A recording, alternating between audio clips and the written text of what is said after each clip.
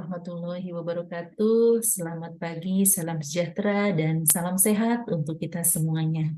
Perkenalkan, saya dengan Siti Rusyanti, dosen pada Diploma 3 Kebidanan Politeknik Kesehatan Kementerian Kesehatan Banten. Video ini saya buat sebagai unjuk kerja saya dalam Tridharma Perguruan Tinggi bidang pengajaran. Salah satu mata kuliah yang saya ampu adalah mata kuliah asuhan kebidanan kehamilan. Penempatan mata kuliah ini pada semester 2 dengan bobot SKS 5 SKS. Materi kuliah ini saya menggunakan pendekatan DIA, Delivery, Interaction, and Assessment. Rancangan pembelajaran mata kuliah ini saya susun bersama dengan tim berdasarkan capaian pembelajaran program studi Diploma 3 Kebidanan Politeknik Kesehatan Kemenkes Banten yang mendukung terbentuknya profil lulusan. Kemudian, capaian pembelajaran tersebut diturunkan ke dalam capaian pembelajaran mata kuliah atau CPMK. Berikut ini adalah deskripsi mata kuliah asuhan kebidanan kehamilan. Mata kuliah ini memberikan kemampuan kepada mahasiswa tentang asuhan kebidanan kehamilan normal, meliputi melakukan anamnesa kunjungan awal dan ulang, melakukan pemeriksaan fisik kunjungan awal dan ulang, melakukan pemeriksaan laboratorium sederhana terdiri dari hemoglobin, glukosa urin, dan protein urin. Kemudian menghitung taksiran berat janin dengan metode Johnson-Taussig, memberikan KIY pada ibu hamil sesuai kebutuhan, memberikan imunisasi tetanus toksoid pada ibu hamil, melakukan pendokumentasian asuhan kehamilan, pengenalan tanda bahaya kehamilan. Tentu dalam memberikan asuhan kebidanan kehamilan ini juga memperhatikan prinsip pencegahan infeksi sesuai dengan kebutuhan ibu hamil, baik fisik, psikologis, dan seksual, serta persiapan sibling dan keluarga. Berikut ini adalah capaian pembelajaran yang terdiri dari 6 capaian pembelajaran. Dari capaian pembelajaran ini, selanjutnya diturunkan ke dalam capaian pembelajaran mata kuliah. Dari 9 capaian pembelajaran mata kuliah ini, selanjutnya diturunkan ke dalam sub capaian pembelajaran mata kuliah, seperti yang dapat kita cermati pada layar ini. Di dalam melaksanakan pembelajaran, saya menggunakan prinsip student-centered learning dengan berbagai metode pembelajaran terdiri dari small group discussion, problem-based learning, case-based learning, dan untuk praktik menggunakan metode demonstrasi dan mini CX. Beberapa sumber pustaka digunakan di dalam proses pembelajaran mata kuliah asuhan kebidanan kehamilan ini, tentu terdiri dari buku ajar, textbook, dan juga jurnal-jurnal internasional dan nasional. Di dalam memberikan penilaian kepada mahasiswa, berikut ini bobot penilaian atau evaluasi yang telah kami susun, yaitu untuk ujian tengah semester diberikan bobot 20%, ujian akhir semester 20%, tugas 27%, dan praktikum 33%. Bobot penilaian ini pun sudah disampaikan sejak awal kontrak program sebelum perkuliahan dimulai pada awal semester. Di dalam proses pembelajaran, berikut ini salah satu learning management system yang saya gunakan, yaitu Virtual Learning Center Poltekkes Kemenkes Banten atau disingkat VLAB. Pada menu-menu yang terdapat pada VLAB ini, tentu saya dapat mengupload bahan ajar, kemudian memberikan tugas kepada mahasiswa, baik itu tugas mandiri maupun tugas kelompok. Pada layar, terdapat contoh tampilan VLAB dan juga pemberian tugas kepada mahasiswa. Setelah saya memberikan tugas kepada mahasiswa, selanjutnya berikut ini adalah uploading tugas mahasiswa dan grading action. Jadi setelah mahasiswa mengupload tugasnya masing-masing, kemudian saya selaku dosen pemberi tugas memberikan penilaian pada setiap tugas yang sudah diselesaikan oleh mahasiswa.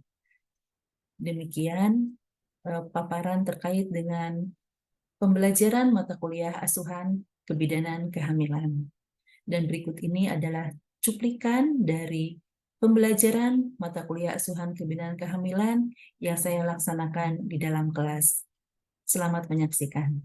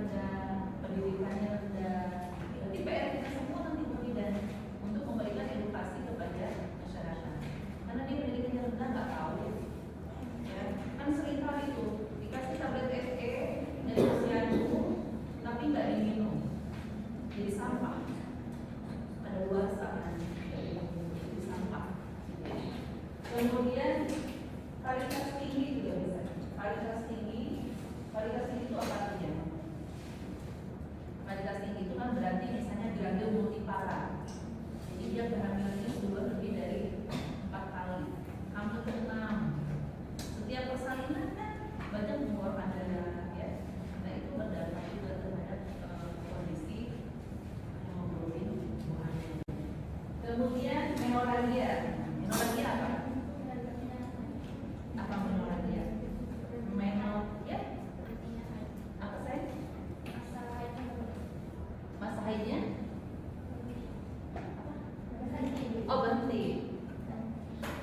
Itu menopause. Ya. Kalau menorrhagia itu kaitannya dengan anemia ini, jadi kan dia itu menor, intinya menor gitu. Kalau menor apa sih? Berlebihan, gitu ya.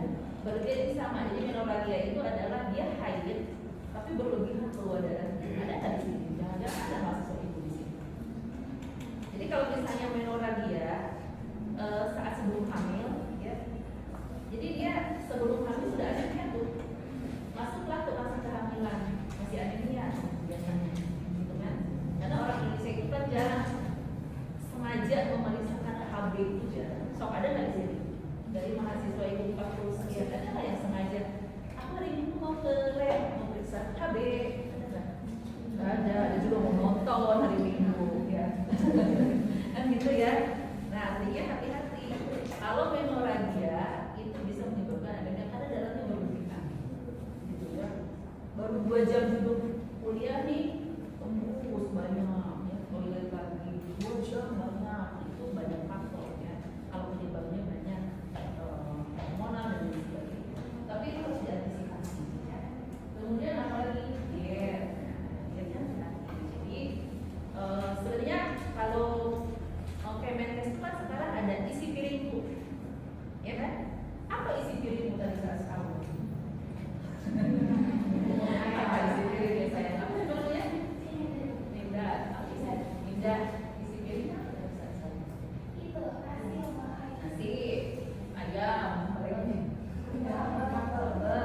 Boleh nggak? Iya. PR tuh berarti isi piringnya harus dilengkapi ya. Isi piringnya harus dilengkapi ya kan? Gitu. Karena kan apa namanya, dengan isi piringku itu menggambarkan gizi seimbang. Kalau gizi seimbang aja, insya Allah lah anemia jauh-jauh. Ya. Jadi nanti kita edukasi ke masyarakat seperti itu. Apalagi ibu-ibu yang akan persiapan kehamilan. Ya. Berikutnya adalah tentang kunjungan kehamilan. Jadi sekarang aturan terbaru adalah kita melakukan ANC, ya, ibu hamil melakukan pemeriksaan kehamilan itu sepanjang kehamilannya minimal 6 kali. Kalau teman-teman masih baca buku yang 4 kali itu skip. Ya, kalau misalnya ada tugas, ada membuat presentasi atau apapun, jadi kita upayakan pakai literaturnya itu yang apa, itu dia. Jadi pada saat nanti pasien kita senang hamil, kita itu membantu. Oh ini gerakannya benar nih. Ya. Oh bu, kurang lebar bu pahanya, pas di ini bu yang ini, gitu ya. Oh yang ini sudah bisa. Terus di sambil ada tuh medianya bisa nanti video, nanti ada dari ibu contoh video ya. Bisa dari video, bisa juga dari ibu bidannya langsung. Misalnya bidannya di situ ada tim berlima tuh bidannya. Boleh juga satu jadi instruktur misalnya. 4 orang yang mengawasi gerakan-gerakan pasiennya benar-benar. Karena kan tadi nih, kalau pasiennya yang belum biasa senam, itu seringkali gerakannya itu belum tepat. Kalau yang biasa senam, apalagi senam hamil ya, dia bisa udah pernah senam hamil di minggu-minggu sebelumnya, begitu ketemu dengan kita, oh dia udah biasa. Berarti kan biasanya tidak terlalu banyak yang sudah baik di gerakannya. Oh saya belum pernah mau bidan, ya nggak apa-apa. Ayo ikut aja, kadang kan gitu ya. Kayak ibu waktu mau kursus bahasa Inggris, ayo kamu kursus. Udah tapi kan aku nggak bisa, ya justru kursus biar bisa. Ya mungkin dia malu dulu gitu. Ya justru kursus biar bisa. Sama ibu hamil kita masing-masing. Bidan saya belum pernah, gabung aja nanti diajarin. Terus sebaiknya diskusi terlebih dahulu ya sebelum mulai senam tadi. Kalau pasiennya baru datang ke kita, tiba-tiba ngomong, saya baru datang di Jakarta pindah. Saya lihat di banknya klinik ibu ada senam hamil hari ini ya jam 4, ya saya mau ikut. Itu jangan langsung suruh masuk aja.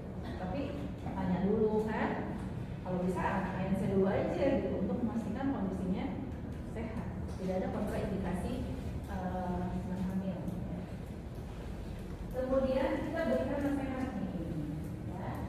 Jadi olahraga itu dapat membantu pertahanan kesehatan dan kenyamanan. Ini pesan penting, pesan penting kedua, ya.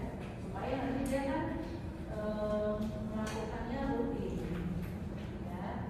Selain itu juga sebenarnya kan tidak harus selalu senang hamil. Aktivitas yang lain juga, aktivitas fisik yang lain boleh. Misalnya dia setiap pagi jalan keliling komplek, gitu ya, itu bagus. Yang penting bukan harus melakukan aktivitas fisik.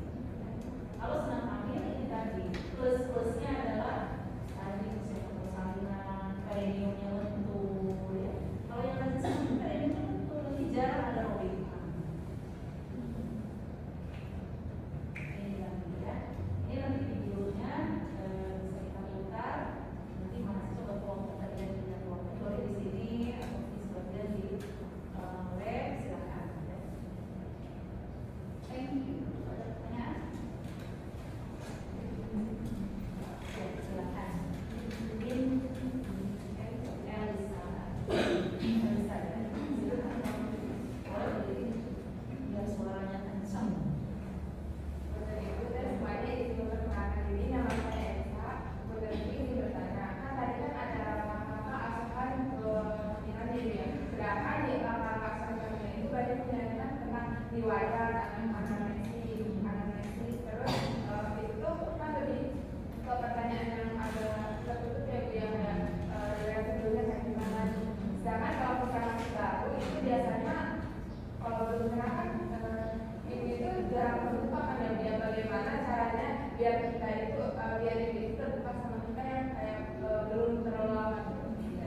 Dari itu semuanya terima kasih. Ya, pertanyaannya bagus ya, Elisa ya.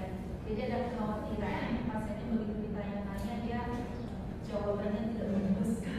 Ya. Padahal kita pengen tahu nih riwayatnya, riwayat keluarganya, riwayat dia sendiri, gitu ya. Jadi yang harus kita lakukan adalah memberikan pertanyaannya itu dengan pertanyaan terbuka.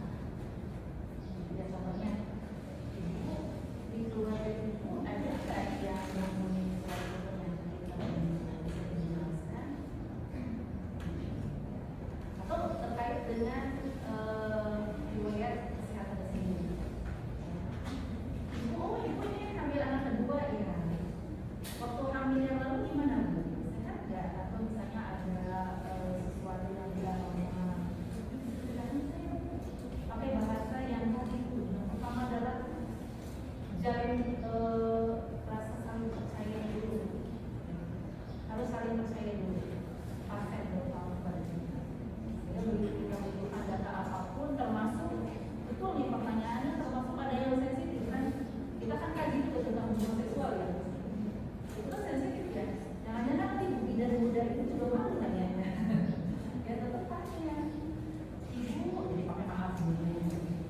Maaf sebelumnya. Tapi bisa untuk gimana caranya? Dia selain nyaman dan percaya. Kalau ibu melakukan hubungan seksual, kira-kira selama hamil ini bagaimana? Dia cerita semuanya nggak pernah. Nah begitu nggak pernah tuh tanya lagi, ya. Dia udah jawab dulu syukur tuh. Dia belum. Sudah ada kelompoknya 3. Kemudian setelah nanti ada 3 kelompok, setiap kelompok menganalisis problem serta menjelaskan penanganannya. Jadi untuk itu kekuliahan kita pertemuan ke-10 ini sampai di sini. Terima kasih dan kita akhiri dengan membacakan doa. Assalamualaikum warahmatullahi wabarakatuh. Semangat pagi.